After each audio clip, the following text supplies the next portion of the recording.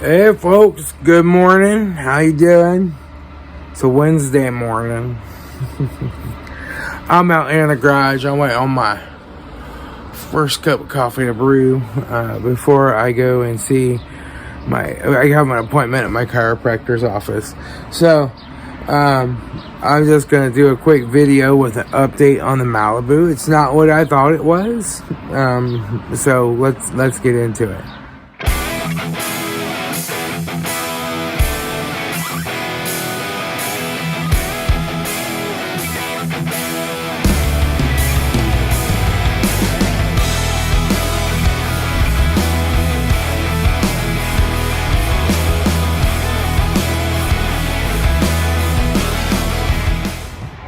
So this engine, I thought I had a loose rocker. So these engines, once in a while, strip the stud out of these threads on the rocker arms.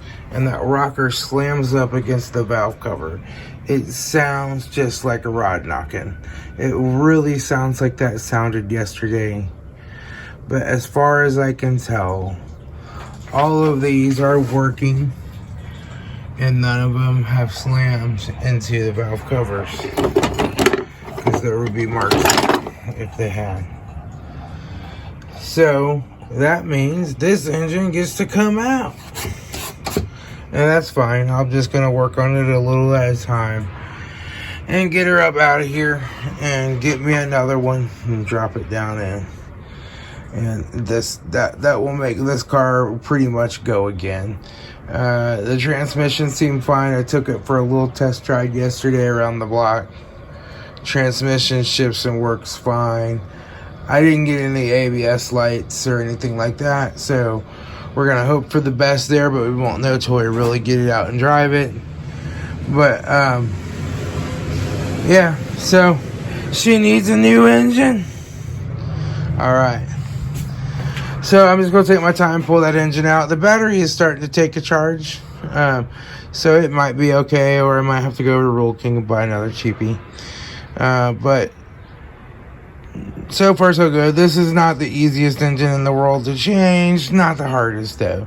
So, you know, as long as I take my time with it, I'll be fine. So that's what's going on with this. Alright, so that's good coffee.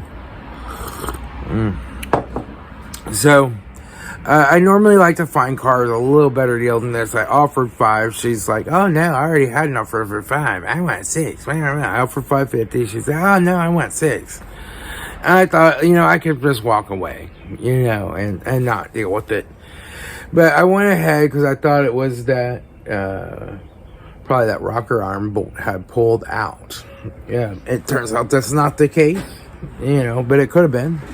And that would have been an easy fix, easy money. Now I'm going to spend a few hundred on an engine, put in it. I don't like to swap out engines, but I can, you know. But I'd rather get blown head gasket, bad radiators, stuff like that. Stuff that's easy to fix, but you can fix it. A crank no start. It just came out one day and it won't start. You know, those are easy to fix. But this car is probably worth it. It does need a windshield. It has a crack in it. Not in the driver's view, so not right away. But, you know, polish her up. She has a nice body. She looks nice. I think she'll bring a pretty good resale price. But I normally just like simpler ones than this. And it's not the 4-cylinder that they told me it was. So I thought if it had a bad engine, it'd be easier to change. It's a V6. You ask them, is it a V6 or 4-cylinder? And they say, oh, it's a 4-cylinder. And you get there and it's a V6. You know, you obviously don't even know if your car is a 4-cylinder or a V6. You know? But anyway, I'm in for a penny, in for a pound now. I'm going to pull that engine out. I'm just going to take my time, go easy with it, get her up out of there, and go get me a new engine or a used engine and drop in there and get it running and get it out of here. Either my mom or my son, or I'll sell it. You know, one or the other. But one way or the other. All right. I'll talk to y'all later. This is Tom, your Frugal Prepper.